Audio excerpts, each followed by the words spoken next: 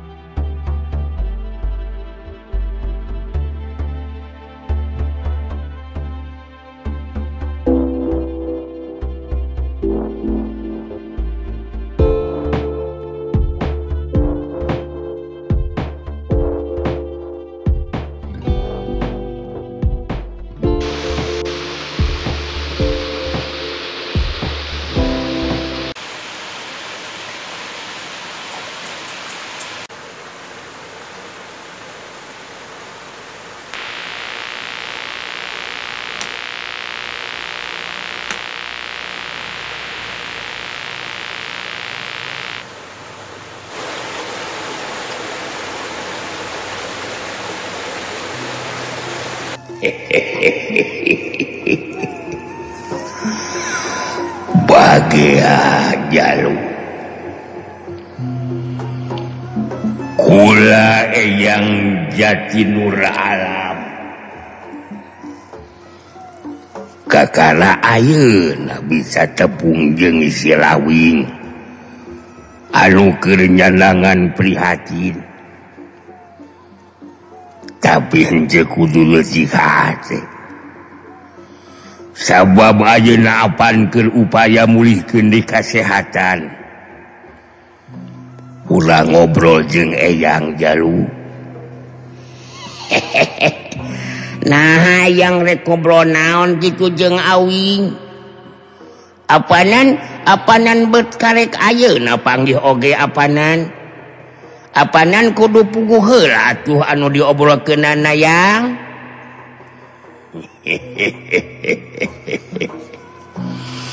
Ya ulah ngobrolkeun hirup we.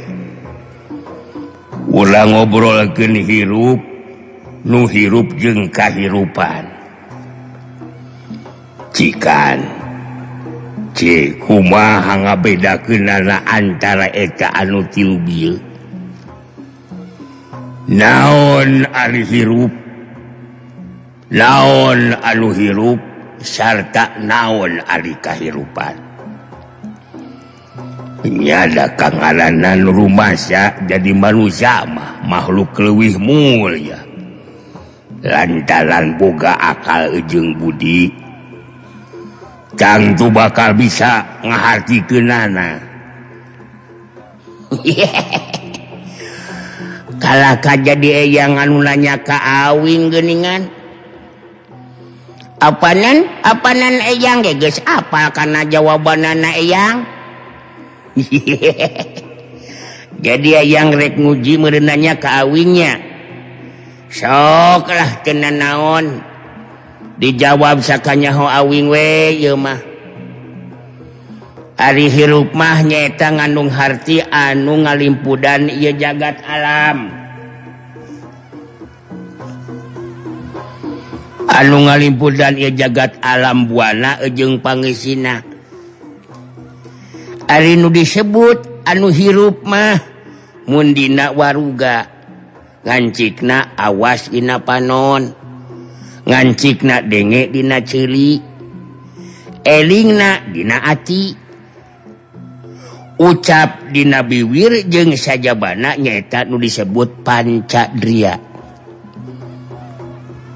Kaeta anu hirup teh jadi parabot keur nyorang kahirupan. Ari kahirupan ngandung harti disorang dina waktu keur aya di alam dunya. Apanan kahirupan mah masing-masing bakal nyorangan sorangan Yang. Atuh ari si Jalu geus ngarti kadinya mah. Ngandung harti percaya ayana nu maha kawasa Gusti nu maha suci Allah Ta'ala nya. nya jelas percaya tuh yang sabab ye alam dunya jeung pangeusina moal aya mun teu aya anu nyiptakeunana apanan kitu yang ke ari Gusti Allah aya sabaraha hiji ari eyang nya hiji atuh apanan esa alias tunggal yang di mana tuh matepna atawa di mana ayana eta nu maha kawasa Gusti Allah taala teh si eyang mah apanan di mana-mana atuh yang atuh aya di mana-mana mah loba meureunana jalu ongkoh esa tunggal ngan sahiji baca di aya di mana-mana kangaranan aya di mana-mana loba lain hiji jalu ke heula yang nya apanan iman jeung sumbambah mah urang teh kanu hiji yang tapi nya bener oge aya di mana-mana loba yangnya ke ayeuna giran awing nu nanya ye ari ceuk eyang kumaha yang engke ku eyang dijawabna eta mah eyang ayeuna rek nanya heula ka si Jalu ari nu disebut kuring nya apa nu disebut sirawing mah ngaran atawa sebutan kuring waktu keur ngumara di dunya nu ditanyakeun ku eyang mah ari kuring anu mana Jalu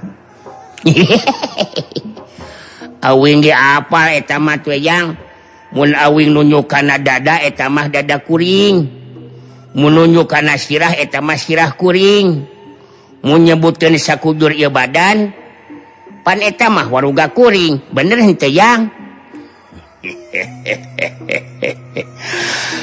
nya bener gitu Jalu jadi ari kuring eta teh saha sabenerna Jalu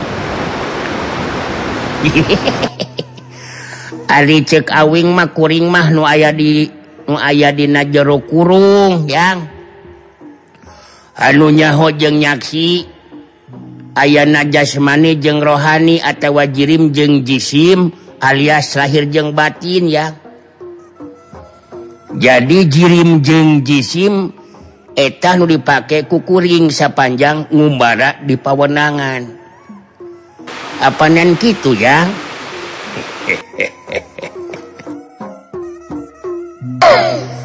cumun kitu mah anu percaya atawa iman ka Gusti Allah teh saha Jalu nya kuring atuh yang apan kuring anu nyaksi jeung nyahona oge da waruga jeung rasa mah nganter kana karep kahayang kuring dina nyorang kahirupan dina wujud tangtung kujur manusia ya jadi anu kudu nganyahokeun ka diri sangka nyaho ka Gusti teh saha nya kuring atuh yang hari yang nu matak ceuk katerangan oge sing saha anu nyaho ka dirina bakal nyaho ka Gustina mun geus nyaho ka Gustina dirina bakal ngarasa bodoh artina teu bisa ngaku pinter umangkeuh atawa umaing sabab sanajan kahayang kumaha urang tetep we usik malik mah kudu maha suci nyaeta pangasihna atawa murah asihna Gusti anu mere kalengkepan ieu diri eyang jadi si Jalu mun geus boga rasa rumasa sarta ngarti ayeuna kuring tangtu bakal ngarti kuring anu aya dina kuring teh asal ti anu ngutusna sangkan ngumbara atawa diumbarakeun di dunya ari kandaraanana nyaeta ieu diri teh nya anu disebut diri nyaeta jirim jeung jisim atawa rohani jeung jasmani teh nyaeta lahir jeung batin ayeuna ku eyang rek dijelaskeun. Nu ditanyakeun ku si Jalu tadi, jadi aya di mana? Aya di mana-mana teh pangawasa katut pangersana nu maha kawasa Allah Ta'ala satung kebing langit satang karaking jagat roh gogodangan utek tongo walang taga kapurba atawa kalipudan ku eta pangawasa katut pangersana nu dibarengan ku Rahman Rahimna atawa murah asina Gusti kasakumna makhluk pangesidunya. Kumaha kahar ti Jalu? Kahar ti ya. Tah awing rek nanya deui yeuh ka eyang. Nanyakeun naon deui Jalu? Naon bedana jelema jeung manusia yang? Kadi ahli nanyakeun heula mana nog jeung hayam ieu mah. Pan sok aya basa kirata yang jelema mah cenah merejel tina beuteung emak. Jelema mah nu ngajelma juljel di mana-mana. Kieu Jalu. Nu disebut jalma teh nu boga zat sifat asma jeung af'al. Ari zatnya eta murah asihna Gusti Jalu. Ari sifatnya ieu waruga. Ari asma ngaran make ngaran ge ngaran jelema. Anu bakal ngabedakeun mah dina af'al atawa pagaweanana. Pagaweana jalma anu bisa milampah ka manusaan. Karek payus disebut manusia Jalu. Nu matak ari manusia mah jelas jelema, ngan jelema cantang tu disebut manusia. Sabab teu kurang-kurang jalma anu ngaku manusia, tapi laku lampahna kasetanan, karobanan, kahewanan, eta anu linglung kasarung nu teu payus disebut manusia jauh. Gitu tah Jalu. Mun kitu mah hayang jadi manusia teh teu gampang nyayang. Da kudu migawe kamanusiaanana. Jalma nu migawe kamanusiaan ngandung harti eta teh anu iman jeung takwa kana Maha Kawasa Allah Ta'ala. Anu mata kuring ieu mah anu kudu bisa make ieu diri sing hade.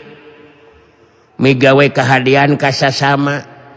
Ngaruksak ieu diri ku cara ngalampahkeun kahewanan, karobanan jeung kasetanan entong boroning engke jaga. Dalah di dunya keneh ge geus pasti bakal panggih jeung neraka. Apanan kitu tah ceuk awing mah yang.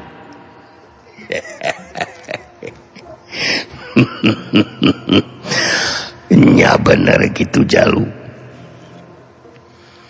Anu matak mun rumasa ngaku manusia. Kudu sing tetep eling Jalu. Sabab apanan ari sato mah hirupna ukur nyaring. Tatangkalan hirupna cicing. Tah jelema mah kudu eling. Hartina eling teh inget jadi iwal ti jelema anu owah anu teu elingna. Bener henteu Jalu. Benar gitu ya. Apanan pangna awing upaya hayang sehat oge lantaran eling ya teh yang. Ngarasanya ah ka diri anunya ah ka diri ngandung harti tumarima ngarasa jeung rumasa ieu diri teh nu marengan kuring nyorangan kahirupan dieu pawenangan. Nu matak ceuk karuhun mah eling-eling mangka eling rumingkang di bumi alam. Dharma wawayangan baik anak kasasarnya lampah nafsu anu mata kaduhung badan anu kacampuhan. Nya bener Jalu. nu mata ke mun geus sehat deui mah anggeuskeun ngayakinkeun ilmu pancer manunggaling alam teh jaluk sabab ayeuna geus maruncul di jalma anu murugul nafsuna